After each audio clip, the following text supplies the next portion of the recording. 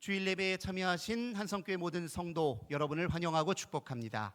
지금 여기 나 있는 곳에 함께 계신 우리 하나님께서 여러분 모두에게 하늘의 크신 은혜와 평화 가득 부어주시길 주님의 이름으로 간절히 기원합니다. 여기에 소망이 있으니 이런 주제로 말씀 증언하고 있습니다. 오늘은 그 세 번째 시간으로 바로잡을 수 있다, 이런 제목으로 함께 은혜 나누도록 하겠습니다. 우리 기독교 신앙은 역설의 진리를 이해하고 체득하고 구현하는 과정이다, 이렇게 이야기할 수 있습니다. 역설, 겉으로 보기에는 상식에 반하고 모순적인 것처럼 보이지만 그 너머에 진실을 담고 있을 때 우리 그걸 역설이라고 이야기합니다.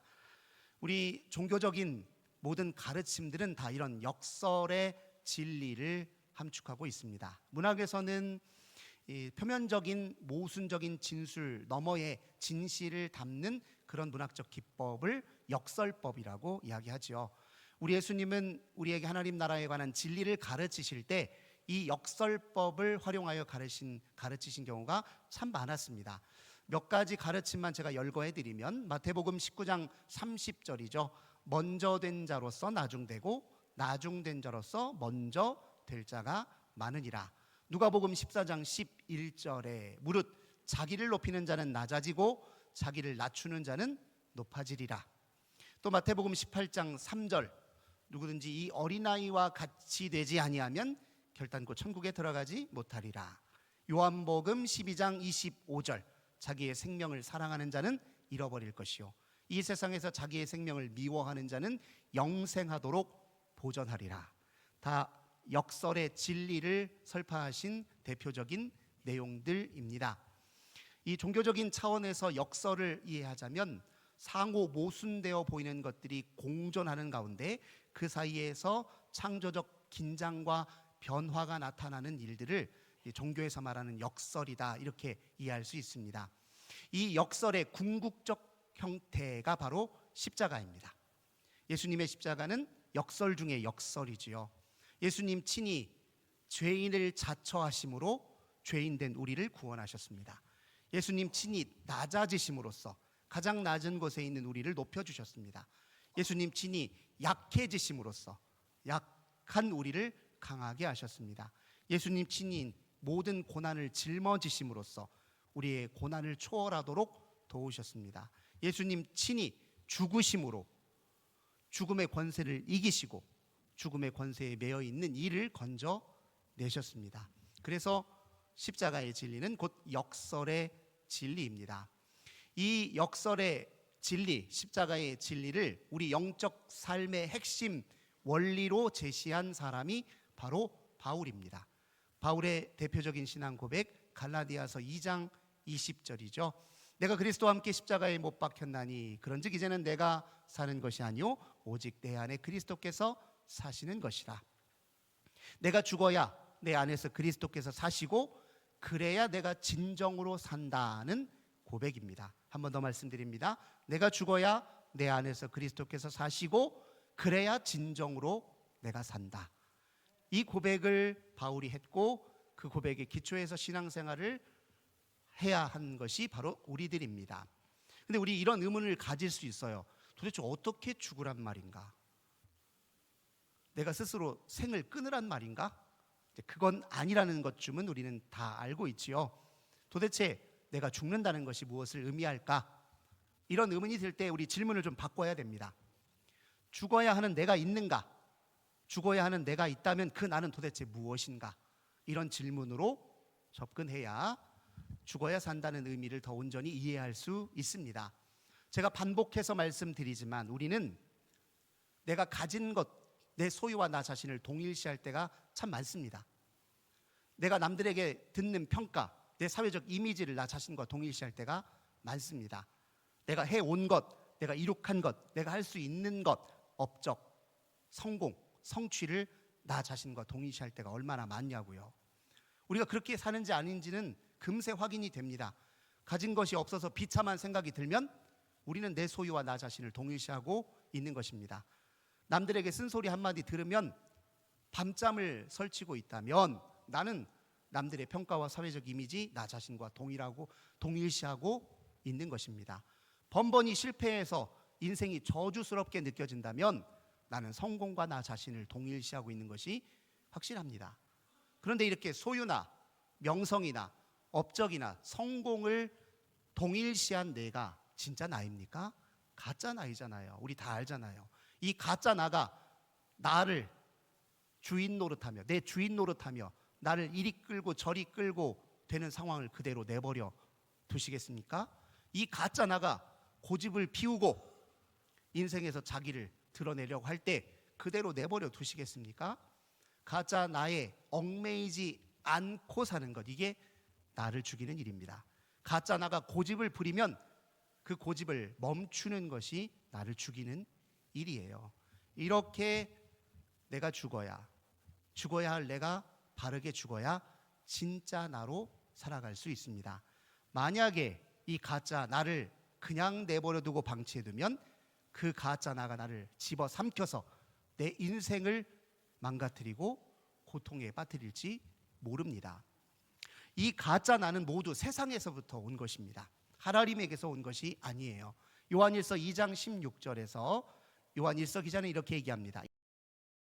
모든 것이 육신의 정욕과 안목의 정욕과 이생의 자랑이니 다 아버지께로부터 온 것이 아니요 세상으로부터 온 것이라. 육신의 정욕에 사로잡혀 보세요. 그러면 소유에 집착하게 됩니다. 그리고 그 소유를 우상 숭배하게 되죠. 안목의 정욕에 사로잡혀 보세요. 남들이 나를 어떻게 보는지, 내가 어떻게 평가받는지 여기에 집착하고 바로 그 명성, 그 사회적 이미지를 나 자신과 동일시하고 우상 숭배할 수밖에 없습니다. 이생의 자랑에 질질 끌려다녀 보세요. 그러면 성공에 목을 매고 성공을 우상 숭배할 수밖에 없는 것이 바로 나약한 우리들의 모습입니다. 이런 의미에서 우리는 이 덧없는 세상으로부터 온 가짜 나를 십자가에 못 박고 그리스도 안에서 다시 살아야 합니다. 그런데 어떤 분들은 이런 의문을 가져요. 목사님, 충분히 많이 가져보세요. 충분히 인정받아 보세요. 충분히 성공해 보세요. 무슨 불만이 있고 무슨 어려움이 있겠습니까? 다 그저 그런 정도로 갖고 있고, 그저 그런 정도로 인정받고, 그저 그런 정도로 성공하니까 힘든 거지, 충분히 가져보시고 충분히 인정받고 충분히 성공하면 불만 없을걸요? 이렇게 의문을 제기하시는 분도 있습니다. 이게 우리들의 가지고 있는 무의식적 저변에 깔려있는 이데올로기예요. 충분히 가지면 최고로 행복하고, 충분히 인정받으면 불만이 없고, 충분히 성공하면 더할 나위 없는 훌륭한 삶을 사는 것이다. 이게 우리의 강력한 세상으로부터 온 신념이죠. 근데 과연 그렇습니까? 성경이 그렇게 이야기하던가요? 우리 인생의 경험이 그렇게 이야기하던가요? 특별히 오늘 다윗의 이야기를 통해서 그 실상과 진실을 한번 보려고 합니다. 다윗의 인생은 세 개의 큰 변곡점을 통해서 분류하고 구분 지을 수 있습니다. 다윗의 인생에 크게 세 개의 변곡점이 있었어요. 첫 번째 변곡점은 블레셋의 장수인 골리앗과 싸워 승리한 사건입니다. 다윗은 이 골리앗과의 싸움에서 승리함으로 오늘 우리식으로 표현하자면 일약 스타덤에 올랐습니다. 어떤 백성도 다윗을 모르는 이가 없게 되었어요. 그의 명성은 자자해졌습니다.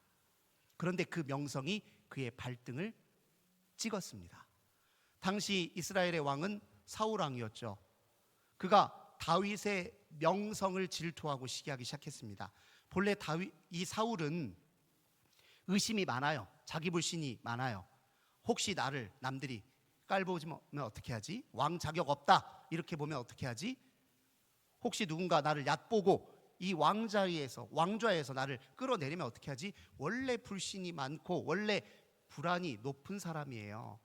그런데 지금 다윗이 명성이 하늘을 찌를 듯해요. 자기를 일으켜서는 천세라고 하고 다윗을 일으켜서는 만세라고 한단 말이에요. 그래서 자기 불안과 두려움을 다윗에게 투사합니다. 저놈 때문에 내가 지금 이 왕자리가 위태롭다.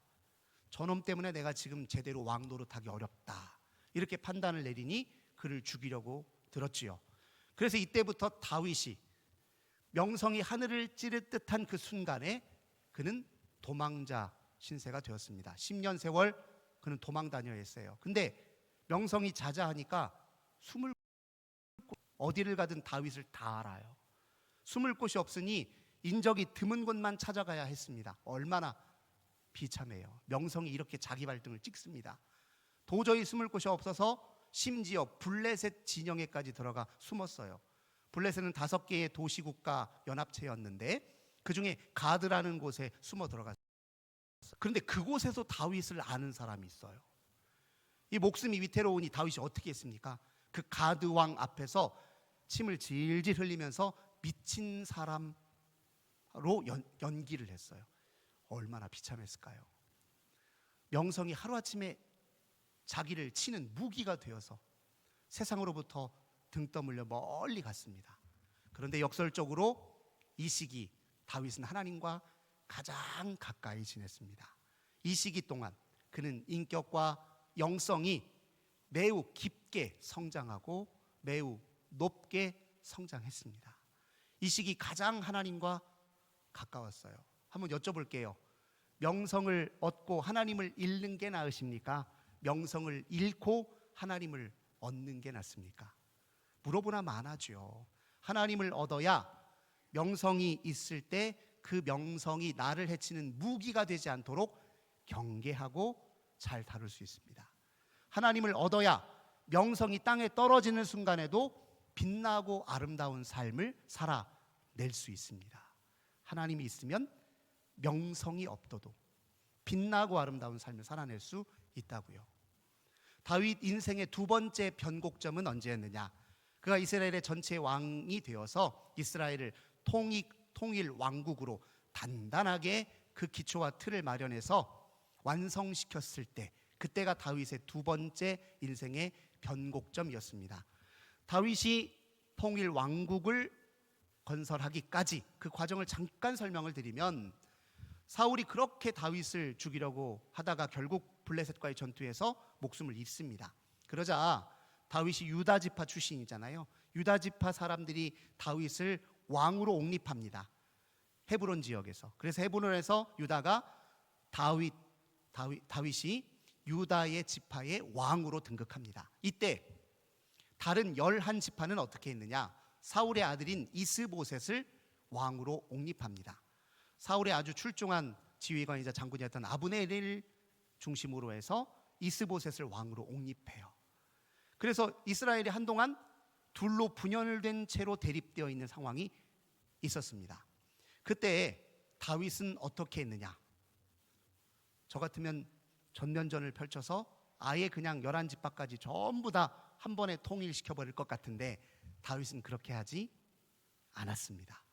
얼마든지 하려면 그렇게 할 수 있었어요. 다윗 밑에 장수들이 이스보셋 밑에 장수들과 함께 국지전을 여러 번 했습니다. 근데 그때마다 다윗의 병사들이 번번이 이겼어요. 그 이야기는 다윗의 군세들이 훨씬 용맹하고 강했다는 걸 뜻해요. 다윗도 그걸 알고 있었습니다.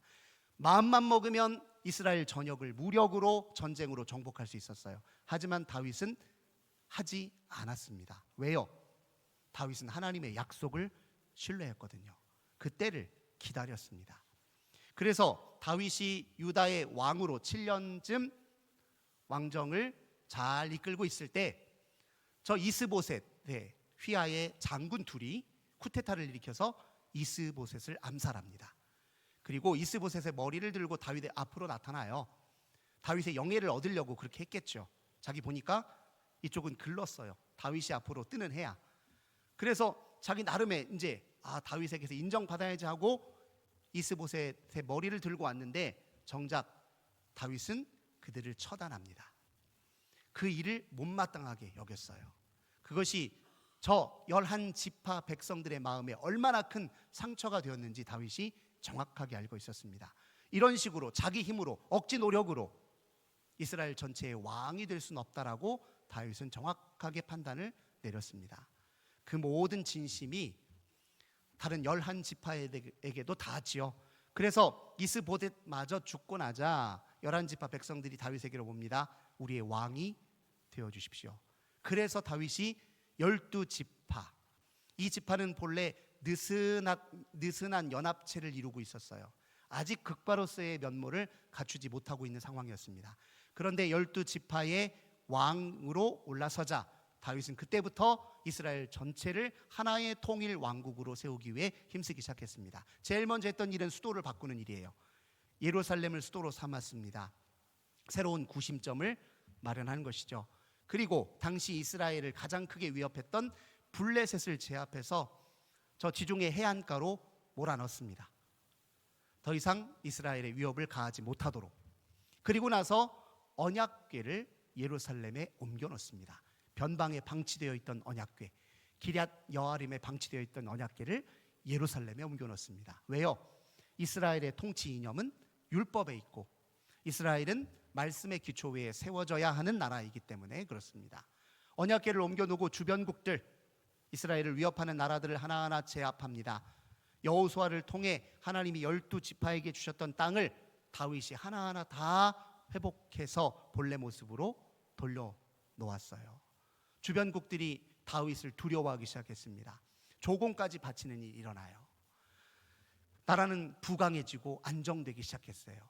그러자 다윗은 언약궤를 잘 안전하게 보관할 성전을 지어야 되겠다 생각하고 하나님께 요청했으나 하나님이 거절했습니다. 대신 그에게 매우 중요한 약속을 주셨습니다. 네 후손을 통해 영원하고 견고한 나라를 이루리라 약속까지 받았어요.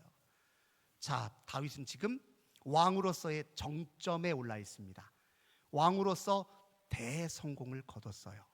그런데 이 성공이 그를 나락으로 떨어뜨렸습니다. 우리가 잘 아는 대로 다윗의 치명적인 잘못 하나, 그 잘못이 언제 있었냐? 그가 왕으로서 정점에 올랐을 때 일어났습니다. 잘 아는 대로 자기 부하인 우리아의 아내 밧세바를 강제로 취했습니다. 그녀가 임신하자 그것 은폐하려고 어떤 수를 씁니까?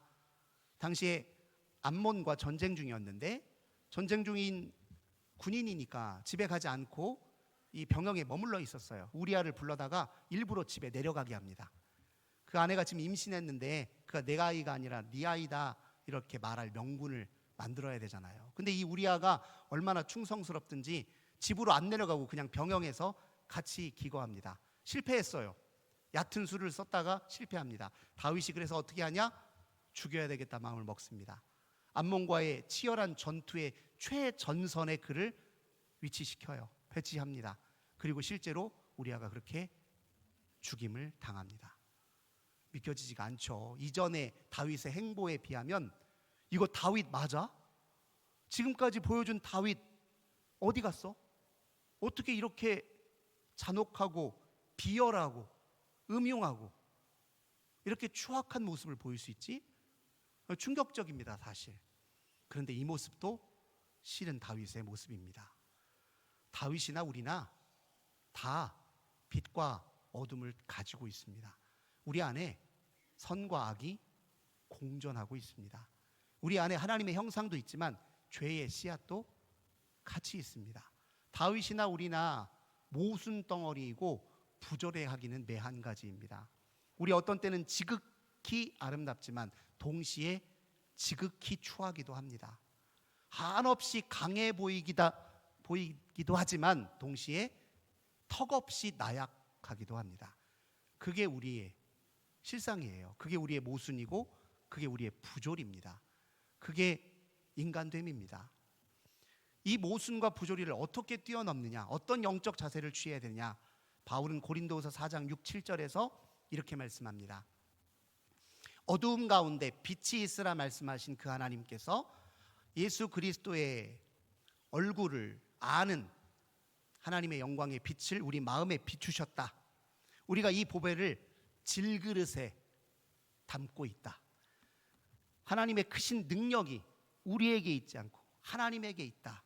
이렇게 바울이 고백합니다. 무슨 말이냐입니까? 우리가 빛을 드러내는 순간 그 빛은 우리에게서 온 것이 아니라 하나님에게서 온 것이라는 거예요.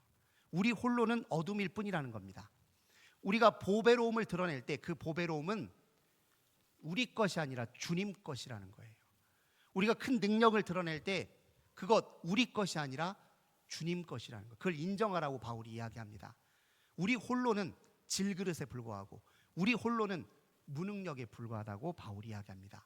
우리가 이 사실을 새까맣게 까먹고 마치 우리 안에 있는 빛이 우리 것인 양 착각할 때, 우리가 드러낸 큰 능력과 성취가 곧 우리에게서 나타난 우리의 공으로 돌려버리는 순간 감추어져 있던 우리의 어둠과 악이 우리를 삼켜버릴 수 있다. 바울은 우리에게 일깨워주고 있습니다. 언제라도 우리에게 우리의 악이, 우리의 어둠이 우리를 통째로 삼켜버릴 수 있습니다. 다윗은 어떻게 이런 큰 실수를 저지르게 되었을까요? 사무엘하 11장 1절을 보니 그날 그 사건이 있던 날 사실 암몬과 큰 전쟁이 있었습니다. 이전 같았으면 다윗은 어떻게 하냐면 이 전쟁에, 큰 전쟁에 최전선에 서서 군인들을 직접 지휘했을 거예요. 근데 이날은 어떻게 다윗이 자기 부하들과 군인들만 전투 현장에 내보내놓고 자기는 예루살렘에 그대로 머물렀어요. 왜 그랬을까요? 한번 상상해 보면 이러네요. 나 이제 할 만큼 했어. 나 쉴 때도 됐어. 야, 이만하면 나 없이도 우리 군대에 이만하면 암몬 정도는 쉽게 물리칠 수 있지. 굳이 내가 나서지 않아도 되지. 나 좀 편안히 이제 거할 때가 됐어. 이렇게 생각했으니까 안 나갔겠죠. 인간적인 생각이고 이해는 갑니다. 이전까지 정말 다윗 최선을 다해서 살아왔죠. 총력을 기울였습니다. 수고 정말 많았어요. 쉴만도 해요. 근데 이게 다가 아니에요. 11장 2절, 3절, 4절을 보니까 다윗이 그날 저녁에 침상에 일어나서 왕궁의 옥상에 올라서 산책을 하고 있었습니다. 근데 건너편 집 창문 너머로 한 여인이 목욕을 하고 있는 장면을 목격하게 돼요. 여인이 얼마나 아름다웠는지 눈에서 뗄 수가 없어요. 이것까지도 그냥 이해하고 넘어가 줄 수는 있습니다. 그럴 수 있죠. 근데 다윗이 어떻게 하냐면 사람을 보내서 그 여인이 누구인지 알아봐요. 알고 보니까 우리아의 아내 밧세바예요. 이제 알았어요. 남의 아내라는 사실 알았습니다. 그럼 거기서 멈춰야죠. 이전에 다윗 같으면 멈췄을 거예요. 그런데 4절에서 어떻게 하냐면 전령한 사람을 보내서 그 여인을 데려다 놓고 그날 밤에 그 여인과 동침합니다. 이 행동을 잘 보세요. 이 주변의 다른 연애 왕들과 똑같이 행동하고 있어요. 하나님은 잊어버리고 왕 노릇하는 데만 열심히 해요. 주변의 모든 왕들은 자기 백성을 다 자기 소유물처럼 여깁니다. 모든 백성은 다 자기의 노예예요. 자기 거예요. 근데 다윗이 지금 아내인 이 여인을 대하는 것을 보면 이 백성을 자기 소유처럼 여기고 내가 왕인데, 내 건데, 내 소유인데 이런 생각이 그의 의식을 지배하고 있으니 아무렇지도 않게 남의 아내를 데려다 동침한 거 아닙니까? 그러니까 잘 보니 다윗의 잘못의 이면에 무엇이 있느냐? 하나님의 왕되심을 망각하고 스스로 왕이 되어서 왕 노릇하는 이 교만이 근본적인 죄라는 것을 우리가 여기서 확인할 수 있습니다. 이게 다 언제 벌어진 일이에요? 다윗이 왕으로서 최정점에 있을 때, 성공했을 때. 이 성공이 과연 좋은 성공입니까? 17세기 영성가인 프랑스와 페넬롱이라고 하는 사람은 십자가의 왕도에서 이런 말을 한 적이 있어요. 참회라는 굴욕적인 상황이 성공보다 더 우리에게 이롭습니다. 더 유익합니다. 괴로울 때 우리는 우리 자신을 되돌아보고 살펴서 알지 못했던 자기 자신을 발견하고 각성이라도 하지만 성공과 권위, 성취는 우리를 자기 만족에 빠뜨리고 그것은 곧 겸손을 물리치고 우리 삶을 망가뜨릴 수 있기 때문에 그렇습니다. 이게 페넬롱이 한 말입니다. 그러니까 성공이 과연 좋은 거냐고요. 사람은 성공하는 순간에 성공에 도취되어서 스스로 왕 노릇하면서 교만의 죄에 빠지기 딱 십상입니다. 우리 누구나 다 그럴 수 있어요. 그런데 그렇게 스스로 왕이 되려고 하는 사람들에게 역설적으로 자기 무능과 무지와 나약함이 고개를 쳐들고 드러나기 시작합니다. 다윗 한번 보세요. 알고 보니까 하나님 없이는 자기 욕정 하나 제대로 통제하지 못하는 사람이었습니다. 하나님 있는 순간 욕정이 그를 사로잡고 그것 하나 제대로 다스리지 못한단 말이에요. 우리 장담할 수 없습니다. 우리도 그 자리 가면 누구나 다 그럴 수 있어요.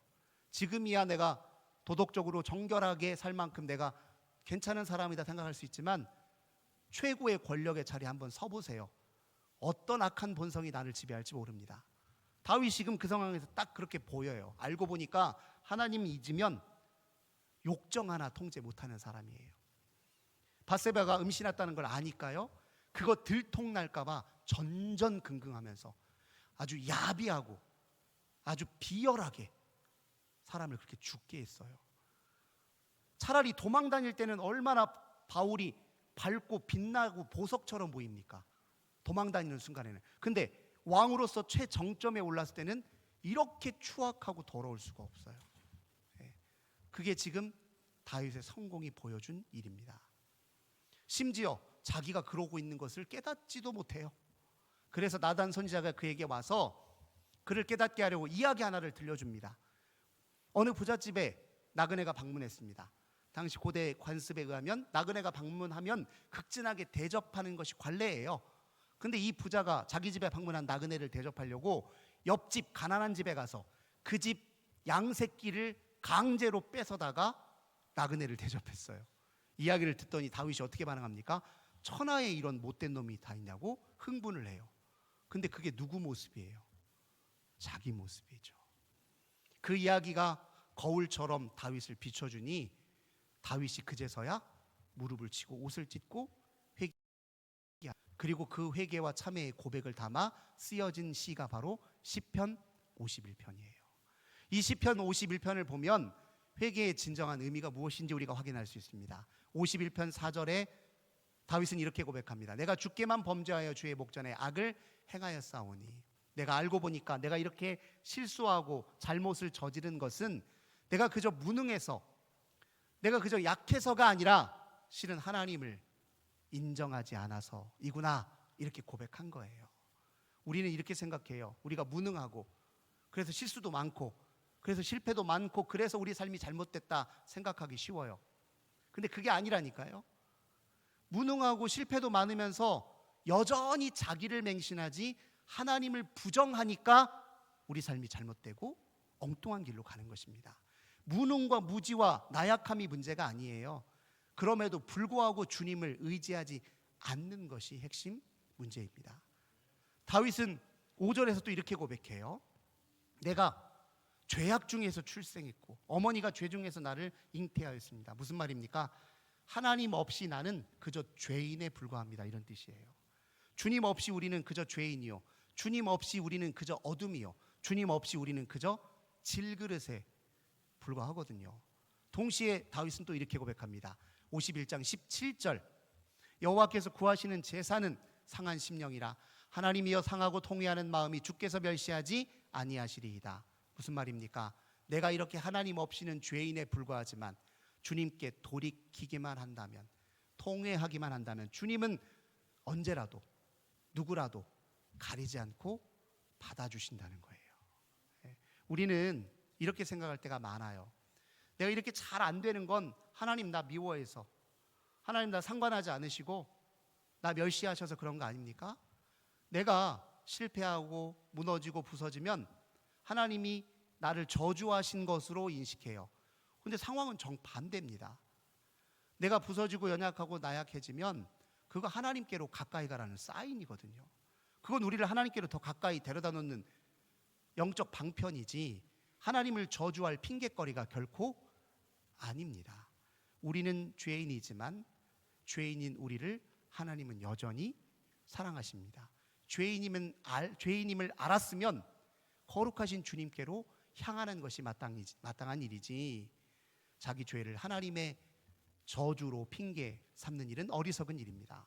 다윗은 5장 51편 10절에서 이렇게 또 고백합니다.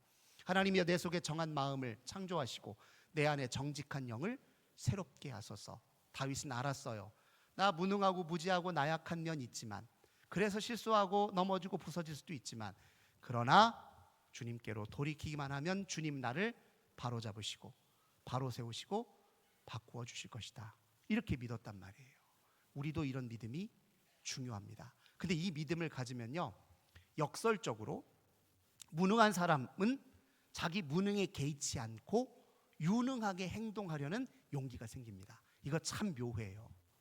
나 무능한 거 알아요. 그런데 하나님이 내 하나님이시고 내가 하나님을 의지하고 있으니 유능하게 행동할 용기가 생겨요. 이게 참 묘하다는 거예요. 나 너무너무 무지한데, 무지함에도 불구하고 그것을 개의치 않고 기꺼이 진리를 더 이해하기 위해서 바짝 힘을 모으고 힘을 쓴다는 거예요. 나 실패 너무너무 자주 하고 하는 일마다 족족 실수하고 실패하는데, 근데 실수와 실패에 개의치 않고 여전히 다시 또 도전하는 일이 벌어집니다. 이게 신앙의 역설이에요. 무능하지만 무능을 개의치 않고 유능한 길로 걸어가고, 실수하지만 실수에 개의치 않고 다시 주의 의를 향해 발걸음을 뗄 수 있는 힘이 어디서 생기냐고요. 이게 바로 믿음의 힘이라는 겁니다. 그 과정에서 일어나는 모든 일들을 이제 기꺼이 다 감수하게 돼요. 다윗이 딱 그랬습니다. 다윗 인생의 세 번째 변곡점, 압살롬의 반란이었습니다. 다윗이 그 큰 범죄를 저지른 이후에 무슨 일이 있었냐? 다윗의 첫째 아들이 암논이었고 셋째 아들이 압살롬이에요. 첫째 아들은 둘째 부인에게서 난 아들이고, 이 압살롬 셋째 아들은 넷째 부인에게, 마아가에게서 난 아들이에요. 이 마아가에게 딸이 또 하나 있었어요. 다윗의 딸이죠. 그러니까 압살롬과 이 딸인 다말은 서로 배가 같아요. 그리고 암논은 그런데 배다른 동생인 다말을 좋아했습니다. 근데 그게 진심은 아니었던 것 같아요. 하룻밤 그녀를 겁탈한 이후에 헌시작처럼 버렸습니다. 압살롬이 얼마나 화가 났을까요? 얼마나 마음이 괴로웠을까요? 근데 다윗이 그 사실을 알고도 어떻게 했냐면, 혼을 내긴 했는데 처벌을 제대로 안 하는 거예요. 왜 그랬을까요? 암논이나 자기나, 암논이 행하는 짓 그대로를 자기가 이미 똑같이 했잖아요. 암논을 보니까 자기 모습이에요. 누가 누구를 뭐라고 합니까? 암논을 처벌할 수가 없었어요. 그러니까 압살롬 입장에서는 어떻게 아버지, 형만 자기 자식이고 나는, 내 동생은 자식도 아니야? 기분이 상하죠.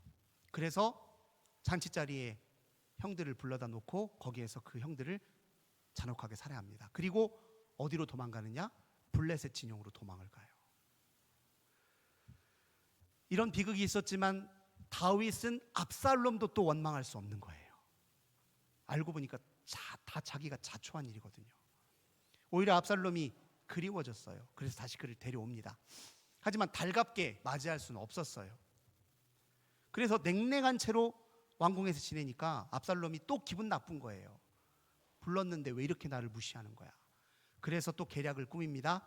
백성들의 마음을 자기가 몰래 사요. 다 사고 때가 되어서 쿠데타를 일으킵니다. 그리고 다윗이 예루살렘에서 쫓겨나 도망해요. 사실 다윗은 이 쿠데타를 얼마든지 제압할 수 있었습니다. 맘만 먹으면 다시 세력을 규합해서 다 이겨낼 수 있습니다. 그런데 다윗은 그렇게 하지 않았습니다. 내가 왕으로서는 비록 나락에 떨어진 상황이지만 지금 제일 중요한 건 내가 하나님의 사람으로 나를 바로 세우는 일이다. 하나님의 때를 기다리는 일이다. 내가 내 왕자리 노릇 다시 하려고 욕심 부리는 게 중요한 것이 아니라 이 순간 하나님의 사람으로 다시 나를 세우는 게 제일 중요한 일이다. 이렇게 판단했기 때문에 그렇습니다. 이 다윗이 바로 이후의 모든 과정은 자기 잘못을 기꺼이 바로잡는 삶으로 영위했습니다. 이게 바로 다윗이 우리에게 주는 교훈입니다. 사랑하는 성도 여러분, 세상에서 우리 끊임없이 어떤 상황에 직면합니까? 실패하고 넘어지고 부서지고 내 나약함과 직면하고 무지함과 직면해요. 근데 그것을 타개할 수 있는 방법은 딱 한 길밖에 없다는 거예요. 하나님의 사람으로 나를 바로 세워서 하나님의 능력에 힘입어 삶을 바로잡을 때, 그것이 우리의 모든 곤궁한 나약한 삶을 뛰어넘는 길이라는 것을 다윗은 가르쳐주고 있습니다. 사랑하는 성도 여러분, 이 복된 삶에 우리 모두 참여하시는 저와 여러분 되시길 주님의 이름으로 간절히 기원합니다. 좋으신 주님 감사드립니다. 오늘 다윗의 이야기를 통해서 우리의 무지와 나약함, 연약함이 하나님께로 돌아가는 디딤돌 삼는 일이 중요함을 다시 한번 깨닫습니다.